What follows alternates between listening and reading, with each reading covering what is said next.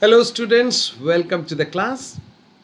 In today's lesson, we shall be seeing a game which was played between an American legend, Paul Morphy, against two European noblemen in 19th century.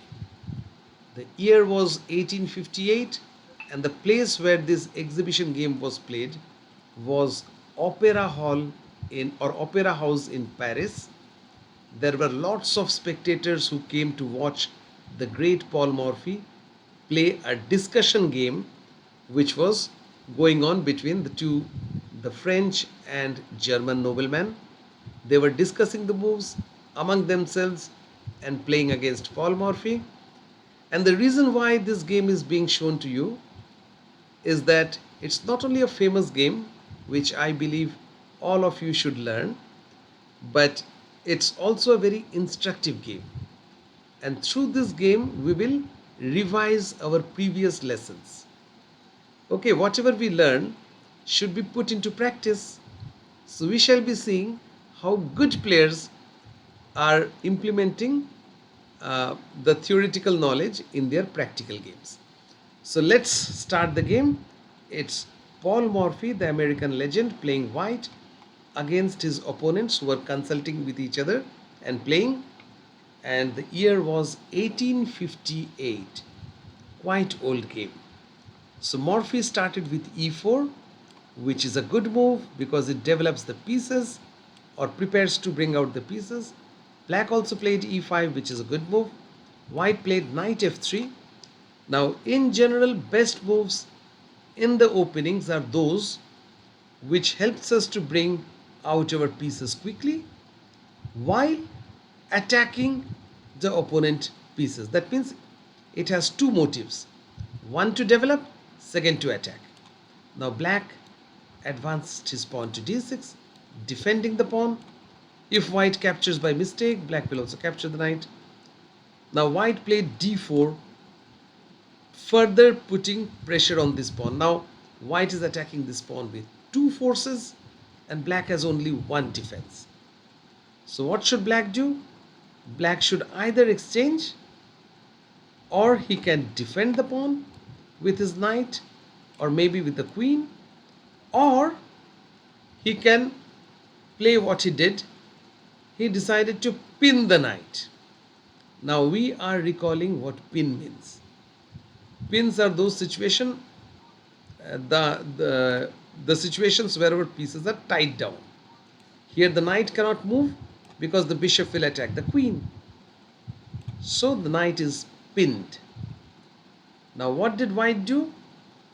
White simply captured the pawn, hoping that when black recaptures, he will obviously not take this because that will allow black to checkmate the king supported by the bishop.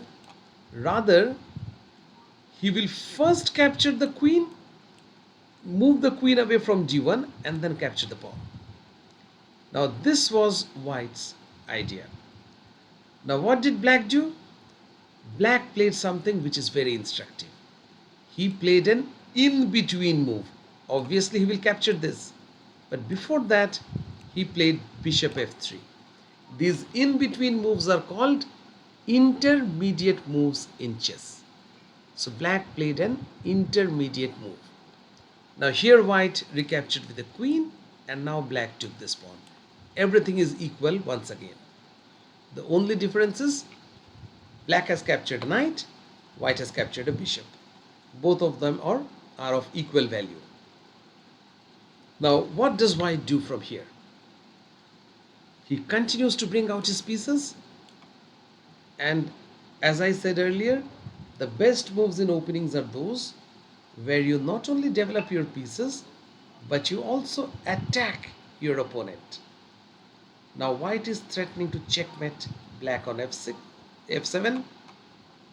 Black decided to develop and defend. This is also a very nice move. And now we shall be learning or revising another very important lesson which we have learned in the past. And that is the concept of double attack.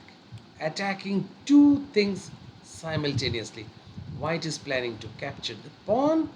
White is planning to capture this pawn as well. Now attacking two things at a time. Black defended the f7 pawn. This is more important pawn, because if he plays b6, if he wants to protect this pawn, white will not only capture a pawn, it's a checkmate after queen e6. So black decided to play queen e7 instead, defending this pawn. His idea is, if white takes this pawn, now white is threatening to capture the rook, but black will not allow white to do that, because he will play queen b4 check, forcing the exchange of queens. It's check. Black is also threatening to take the queen. Now when white takes the queen, both sides exchange pieces. The game has calmed down. White is a pawn up. White should be able to win the game in the long run.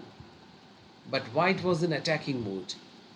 He said, I would rather prefer to bring out my knight than capture that pawn. And now if black plays queen b4, the knight is blocking the check. There is no check. So white can simply capture this pawn and continue attack upon the king. So queen b4 is not a feasible move. Black decided to play c6 to defend this pawn as well. Now the queen has a role of defending this on f7 and this on b7. What did white do? Simply continue development, pinning the knight. Okay, the knight is tied down, it can't move because the queen is behind the knight. Now in this position, white is ahead in development. Already he has 4 pieces in action compared to black's 2, and he's ready to bring his rook also in action. So that will put white ahead in development. So black decided to kick out the bishop first. This was a very irritating piece, because now once the bishop moves back, black need not fear the f7 pawn. He can freely move queen b4, trying to exchange queens and gradually equalizing the situation.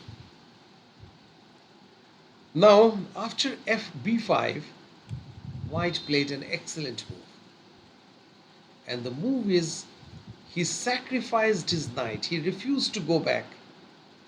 He said that since I am ahead in development, I have more pieces in attack than what black has in defense.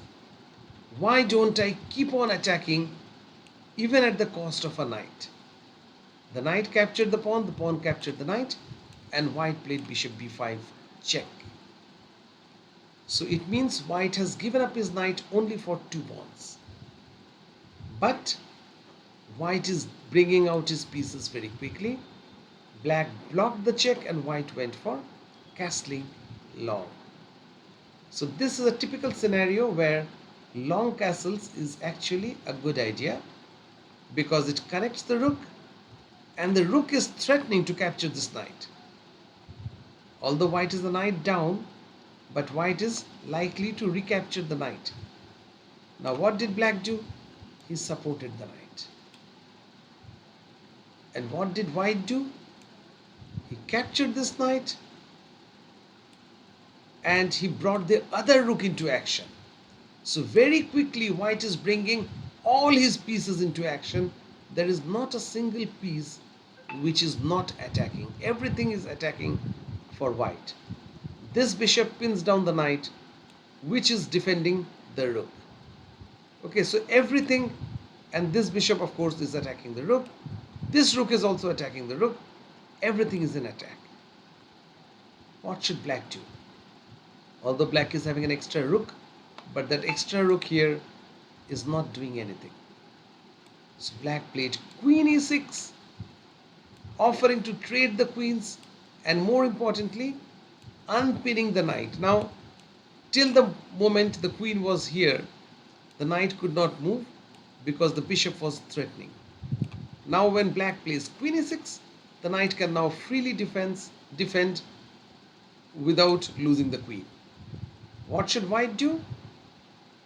Well, white won the game brilliantly from here, and actually white had more than one way to win, but the move chosen by white is the most thematic and beautiful move.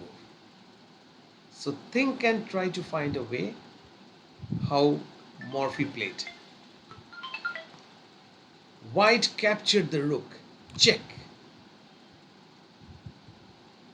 Now black is forced to take back with the knight, because if he takes with the queen, the rook will capture the queen. Okay, so he took back with the knight, and now white has only 3 chessmen, 3 pieces. Can you find a way to checkmate black in 2 moves? Well, white wants to play rook d8 check, supported with the bishop. The king can't go anywhere. But how to take the rook to d8? There's a knight sitting in between, right? So white played queen b8 check. King can't move anywhere. If the king comes up, the bishop is guarding this square. Black is forced to capture the queen with the knight, and now the rook goes here, check and checkmate. So this is how white managed to win against black. And what we have seen is, in the final position, black is a queen and knight ahead of white. But despite that, he gets checkmated. And just see the pieces. The knight is back to its original square. The bishop and rook have not even developed. So this is why we should bring out our pieces fast. And even if we have less number of pieces, all the pieces should coordinate and attack against the opponent piece, king. We have also learned some examples of pin, in between move, double attack, and clearance. This was an example of clearance, that means opening the line for the rook. So these are the various tactics we have revised today. I hope you will use these ideas in your practical games in future. Best of luck.